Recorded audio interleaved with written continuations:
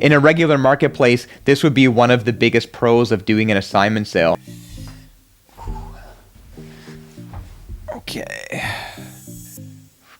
What does assignment sale mean in the world of real estate, and is this actually something that you should consider buying? I wanted to make this video because I get asked so many questions about assignment sales, and most of the time I feel that people ask because they just don't know enough information about them. So in this video, we're going to take an in-depth look at what an assignment sale is, as well as some of the benefits, some of the pros, cons, and some of the potential risks of getting into an assignment sale. And at the end, I'm even going to give you my personal opinion on if I think there's something that you should genuinely give consideration to. Obviously, it's no secret, housing inventory is very low, the market's very hot, there's not a lot of options out there, and I'm getting asked a lot of questions about these assignment sales as a new avenue of housing to look into, because people are just simply not finding the type of housing that they are looking for or expecting when looking in some of the other avenues right now, whether it's resale, pre-construction. So assignment sale gives you a new avenue to look into.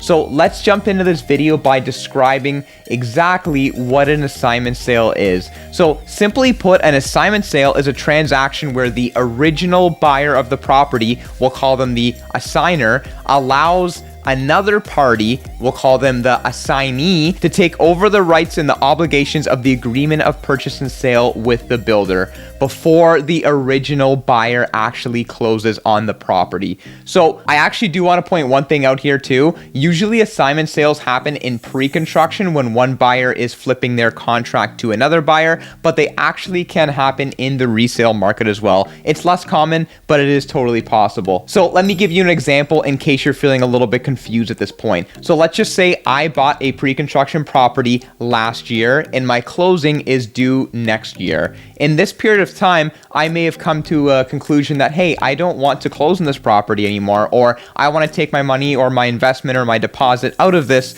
agreement that I have with this builder, and I want to put it into something else because I'm no longer interested in this property, or I want to take my profit that I've earned out of this property. In this case, instead of breaking my contract with the builder, I would go out and find a new party to assume my contract. And that is what assignment sales are all about. So there's a couple of pros and cons when getting into an assignment sale, and I want to go over them with you guys in depth here to make sure that you fully understand them. And the first pro is that it can be cheaper than the current market value of a similar property. As the assigner or the original purchaser sometimes needs to give you an incentive to purchase a property with the uncertainty that comes with buying something that isn't built yet. Also, the assigner may be distressed, or they may need to sell this property before closing on it. They may not even be able to close on the property. They could have lost a job, or they could be in financial distress, and they need to get rid of this agreement with this builder before the closing date comes. So in many cases, you might actually be able to end up with a good deal when you purchase an assignment sale. Now, when the market's hot, all that kind of goes out the window a little bit because there's a lot of people and a lot of buyers looking for them. But in a regular marketplace, this would be one of the biggest pros of doing an assignment sale. The next pro is that it is a brand new property, as no one would have lived in it before. So you get the same pro as buying a new pre-construction property from the builder because essentially it's brand new. Nobody's lived there before, right? Now, I do want to mention that this wouldn't be the case if it was a resale assignment, but we're only going to talk about pre-construction assignments in this video because resale assignments are not nearly as common. All the benefits of buying a new property from the builder, such as having, the newest building technologies, having floor-to-ceiling glass windows, state-of-the-art, home appliances and home automation, all of the pros that come with buying a pre-construction property, you're still being able to take advantage of most of these pros. Another thing is if you need a longer closing date, this may work out in your benefit as well. So usually assignments are sold well before the closing date, could be anywhere from 3 or 4 months all the way to even a year or more before the closing date, which gives you a lot of time if you're looking for something with a longer closing on it. And the last pro that I wanted to mention is that if you're not finding what you need on the resale market, or in the pre-construction market because inventory is very low, or you're looking for a very specific type of thing or building, this is another avenue that you can look into and expand your search into. Before we move on to the cons, don't forget to like this video and subscribe if you're enjoying this real estate content. You guys are awesome, and I love all the support that you've given my YouTube channel so far, so please keep it up. I really do appreciate it. So let's move on to the cons of the assignment sale. Obviously, this sounds too good to be true. There's got to be some sort of a con or some sort of a drawback here. It can't be all roses, can it? And the answer is you're totally right. It is not all roses. There are some risks involved and some drawbacks. And the first one is that it can be cash intensive. So in most cases, the original buyer will want their original deposit that they've given back to the builder. Now, this could be anywhere from, 15 to 25% of the purchase price. And they're also going to want the profits that they've made on the property up front if they've made any. So if they've bought this property 2, 3, 4 years ago, there's a very, very good chance that they've made some hefty profits on this property. They could have made $100,000, $200,000, $300,000, all depending on what type of property it is and how long ago they bought it. So let's look at an example of what this cash requirement might look like.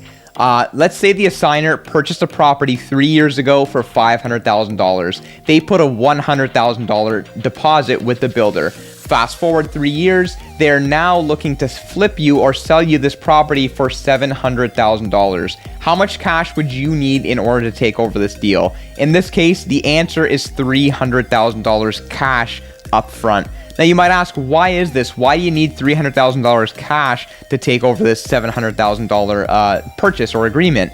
The reason is they put $100,000 down with the builder. That's your first 100, and that profit that they've made over the past three years from $500,000 to $700,000, so $200,000, is also added on to that. So add that together, and you've got your $300,000 cash requirement for this particular deal. Another con is there's always a risk that a developer could cancel the project. Now, if this happens, then the developer would likely just refund you the original deposit back. Tarion also has some coverage for deposits, so this shouldn't be much of an issue. However, you may be left to chase the original purchaser back for that profit portion that you paid them. Because remember, the builder is only holding the deposit. They're not holding that profit payment that you gave to the assigner to take over their contract. So this is not really a likely scenario, especially if the project is well underway or close to completion. But it is something to think about if you're getting into an assignment agreement. So another con is that you might not get the exact property that you're expecting. So unless you're experienced at buying from floor plans, the final product could be smaller. It could be different. It could just not be up to your expectations of what you had actually expected it to be. Another con, and I know this list seems kind of long, but you have to inherit the extra closing costs that come with a pre-construction property, such as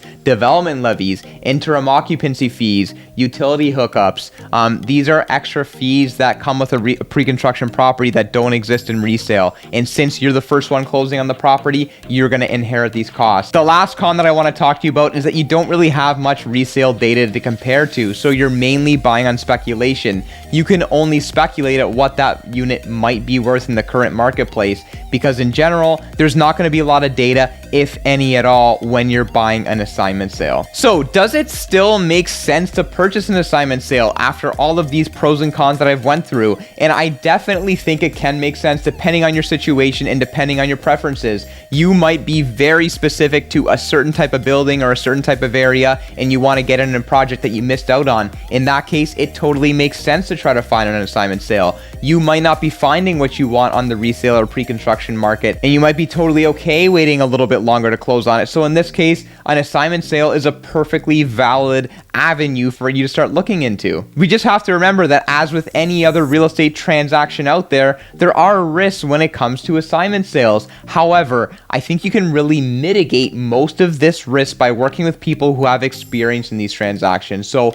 having a good lawyer, realtor, mortgage broker who are all experienced with handling this type of paperwork is going to make your experience a lot smoother. Thank you so much for watching. Please don't forget to like and subscribe. If you are looking to purchase or sell on assignment, or you want to chat more about buying or selling real estate in general, just hit the link below. I've got a link down there. You can book a time to chat with me, and I'd love to connect with you. See you on the next one.